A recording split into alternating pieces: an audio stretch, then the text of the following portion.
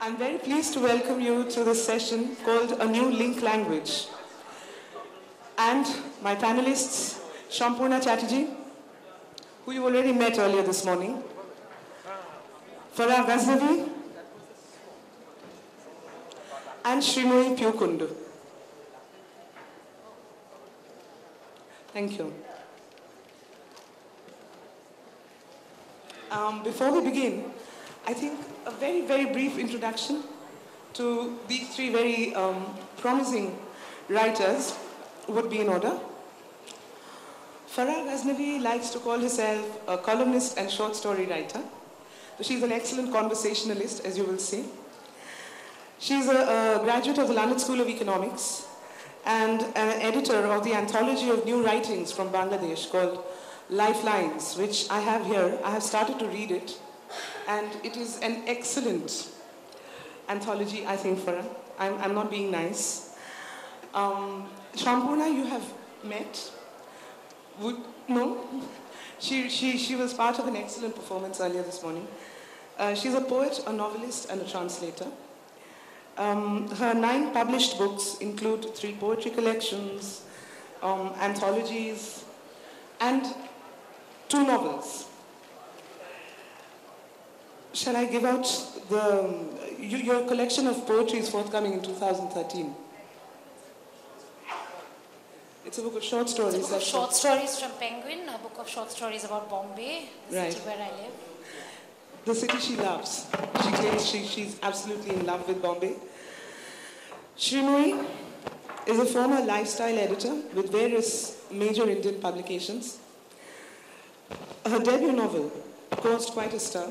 It was called Faraway Music. Her second novel is Sita's Curse, Sita's Curse is an erotica. It's an erotic fiction about a 45-year-old Gujarati housewife in Bombay called Meera Patel, who, I'm not going to give the story out, but it's about her life, and it basically explores the language of desire. Right. We should talk more about this during the conversation. She's now based in Delhi, and she's working on my fourth book. The third book is becoming now, so 3 books down since last year. 3 books down since last year. This is a writer in a hurry. Okay, I just thought, since I don't expect too many of us are too familiar with Farah's works to begin with, I thought we'd go first. We intend to, intersperse this conversation with little bits of readings, very, very short readings.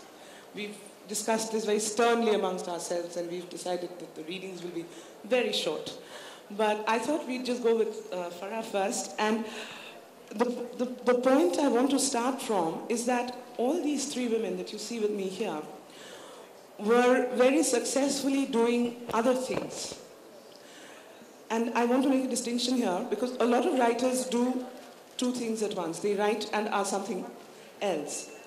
But these women gave up very well-paid professions to become writers. Writers in English. So these are the 2 themes that are going to lead this discussion. They became writers. Their friends thought they were insane. Farah, for example, was a development economist. She was working with Grameen Bank and UNDP. Srimoyee, as you know, was a lifestyle editor, a very respected journalist. Shampoorna was an advertising whiz. But they gave up all of their careers to become full-time writers. And I want to know, with you, Farah, first, how and why?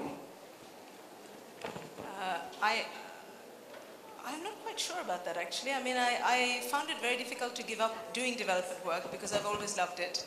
And I think I do still occasionally do some assignments on a consultancy basis. But I find that it interweaves very well with writing, because a lot of my inspiration comes from those experiences I had, particularly working at the field level with some of the people that I met, and some of the stories that I think are amazing stories which might not get told because those people don't have either the audience or the time or energy to do the writing themselves. So I see it as complementary. But I think writing was something that I came to because I almost had to, and I think that's true for many of us. You know, you have an idea for a story and you think, well, you know, do I have the time to do this right now, or do I want to do this right now?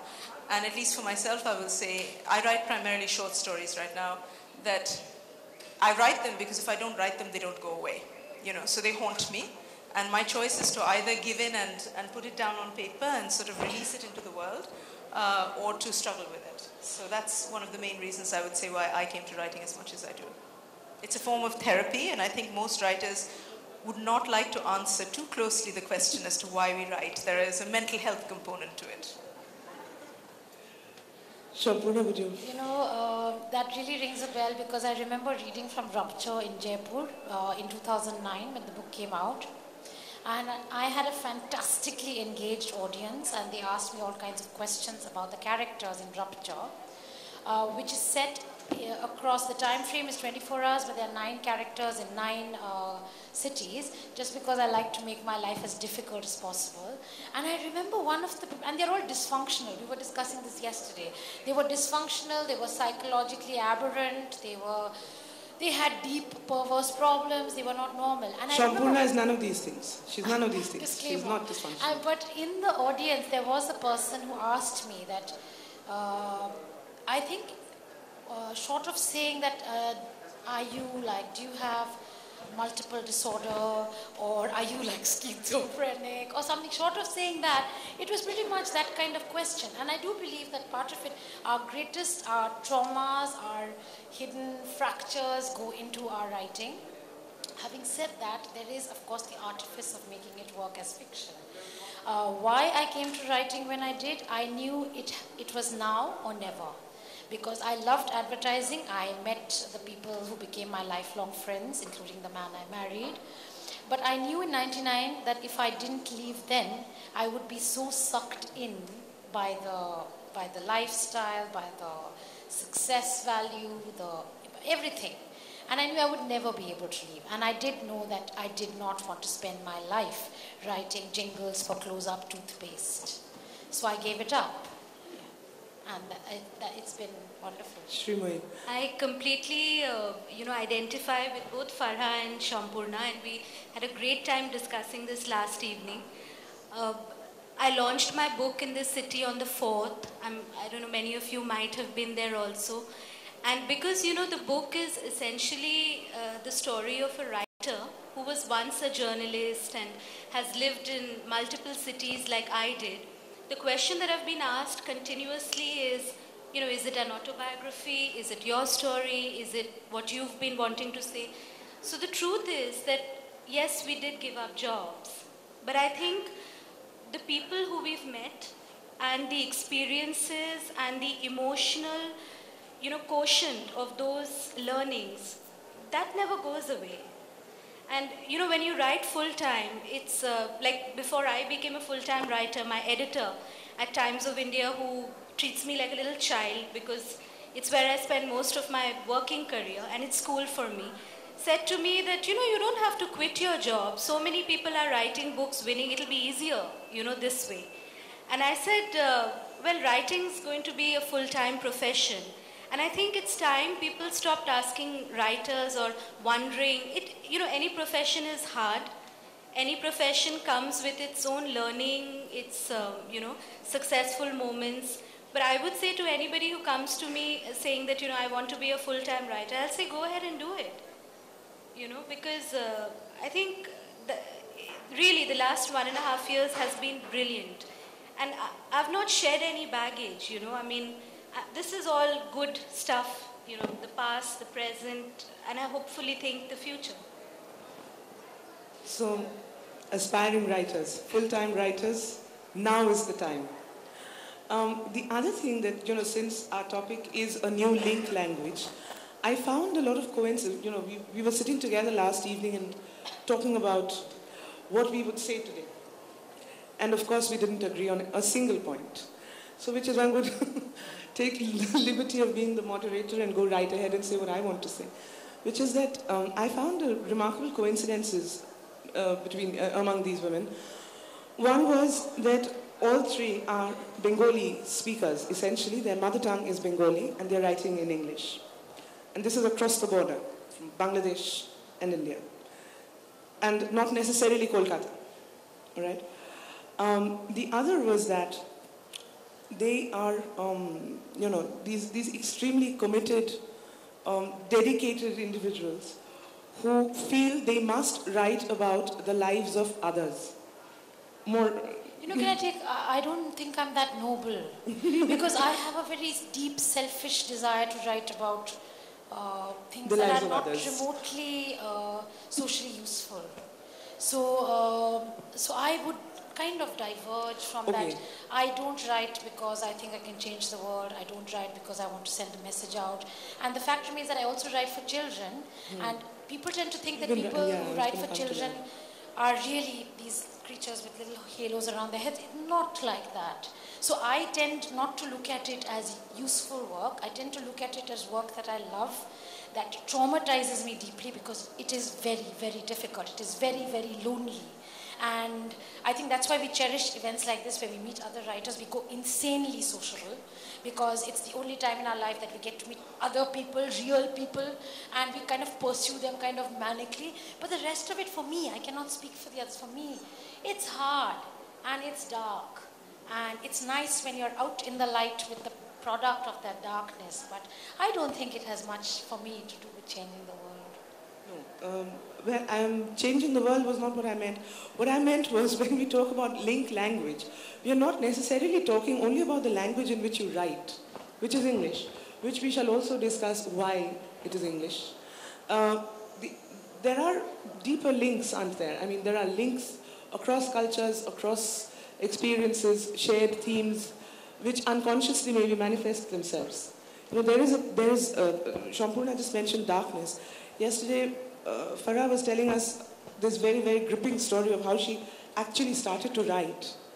And that first story was born out of a horrific experience in Bangladesh. Would you like to sort of share it with us? I think the links go deeper than just the language. No, I've been writing columns for most of my life, newspaper columns, opinion pieces and so on. But I had always wanted to write fiction and I was convinced that I couldn't do it. I'm very good at convincing myself about all the things I can't do. And this kind of went on for a very long time. And then while I was in Britain doing my second master's, because I'm also a glutton for punishment, there was a terrible newspaper, a headline from Bangladesh, which will probably be very familiar to many of you, I think, because I think this is a South Asian phenomenon, probably not only South Asian, of a child domestic worker who was beaten to death by her employer. And I was extremely upset about it. I called my editor in Bangladesh and I said, we have to do more about this. And she said, well, write a column. And I told her that, when people do things like this, when they behave like this with children in their home, they're not really very interested in listening to some newspaper columnist tell them that it's not a nice thing to do. So I said to her, get one of the fiction writers for the magazine to actually write a short fiction piece, which is written from a child's point of view, and maybe they will read it without actually understanding what they're reading until it's too late. And she said, okay, we'll do that. And 3 days later, I kind of sat down in front of the computer and this story came almost fully formed. It's one of my least revised stories called A Small Sacrifice. And I've written 15, 16 short stories since then, and I have to say it was the easiest thing that I've written to date, because it was almost as if I'm not particularly into the supernatural, so I don't mean it in that sense, but it was almost as though it was being channeled through. It was a very simple story to write. And it received a very good response from our audience in Bangladesh. And one of the reasons I wrote this story was not just directed towards the people who do these things, but also to all of us who are sort of aware from out of the corner of our eye that something strange is happening in this household, and we look the other way because it's our mamu or our grandmother or so on, And I think that we need to see more action from those of us who are observers and walk away or turn away and not accept these things as they are. So in a way, my background as a development worker and an activist came through very strongly in this first story. Things have changed since then. I've addressed various other topics as well. But I think that was the first thing that just got me off that track of thinking that I couldn't do it. On that note, Srimoyee, I know her as Pew because I know her from school. So, Pew, before we go to you, Farah, on that note, can you can we have the reading from you? Maybe. Actually, it's almost perfect because this is an excerpt from a short story I wrote. I worked for the Grameen Bank for 3.5 years. Some of you may know about it. It's an organization in Bangladesh that gives microfinance, small loans to disadvantaged women. And this story is called The Mosquito Net Confessions because it's about two young women from very different backgrounds who go on a field trip to the Grameen Bank. One is a young urban woman who's just started working there. And the second is the child of expatriate Bangladeshi parents who doesn't actually speak Bangla, but goes along to be a translator from English to French for this trip for reasons that you will shortly understand. And the reason for the Mosquito Net Confessions, which is not evident in the excerpt, is that because it's May, there are a huge amount of bugs and heat. So whenever they put on the single light bulb in their room, they have this enormous influx of bugs that come with it. So they start putting out the lights, sitting under the mosquito net and doing what is their last option left, which is conversation, and find out a lot more about each other than they probably would have otherwise. The Mosquito Net Confessions. It was time. Dia took a deep breath, settling the butterflies in her stomach that were threatening to take flight en masse. Her team members were packed in like sardines, baggage sandwiched haphazardly into every available crevice for the long journey south. 5 women traveling together, and she was in charge. Barely a month into her new Grameen Bank job, she was going on a field trip with 3 Francophone Africans who spoke no English, and Shahana, a Bangladeshi American who didn't speak Bangla.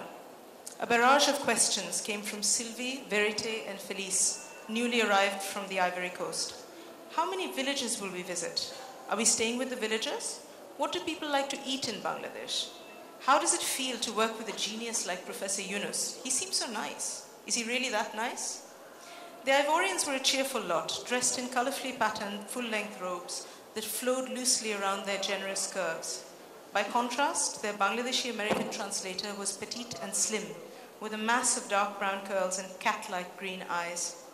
Shahana intervened from time to time to clarify some of the French flying around the interior of the microbus, somehow remaining a little aloof nevertheless. They arrived at the village late at night. The lanterns hanging overhead in small wooden shops revealed proprietors squatting amidst piles of glucose biscuits in shocking pink wrappers, glass jars crammed with sticky sweets, and round black wire cages cradling fresh eggs. By then, the travelers were tired, hungry, and a little grouchy.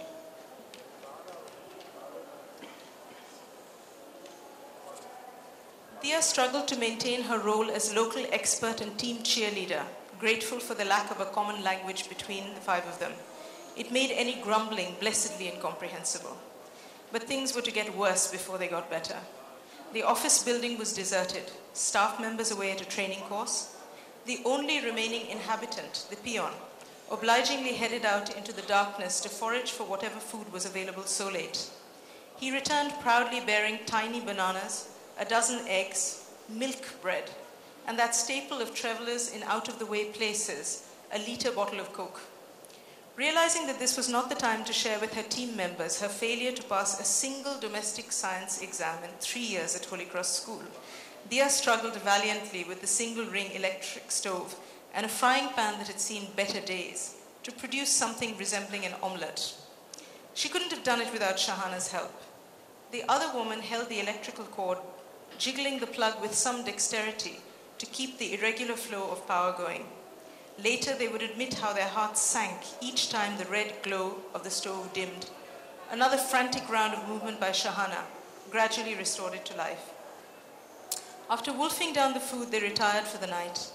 Dia and Shahana were taken to a second-floor office room. A number of desks had been hastily pushed against the wall to make room for a mattress on the floor. A skewed mosquito net hung drunkenly over the makeshift bed, its 4 corners tied to whatever could be found. A window grill, a nail protruding from the wall, a light fixture. A few faint smears of dust remained on the floor, bearing a mute testimony to the cleaner's neglect. But those details were overlooked that first night, both women falling instantly asleep in their new surroundings.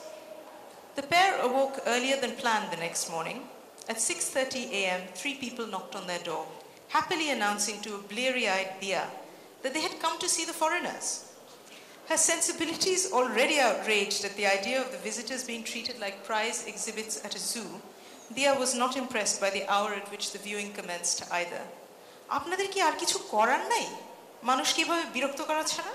Don't you have anything better to do than to disturb people this early in the morning? She snarled. Their uninvited guests, the first local inhabitants to have heard the exciting news of the team's arrival, reciprocated her lack of warmth. In an equally hostile tone, one responded, "Apner shomoshata ki? Amra to tagore dekhte aschi, apnare to dekhte ashi nai.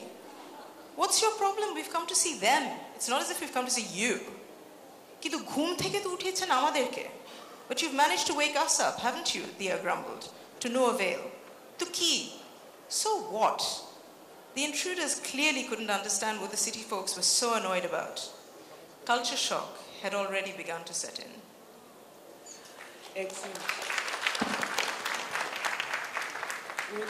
This brings me right on to the next, perfectly on to the next question, which is one that I wish to address to Pew first.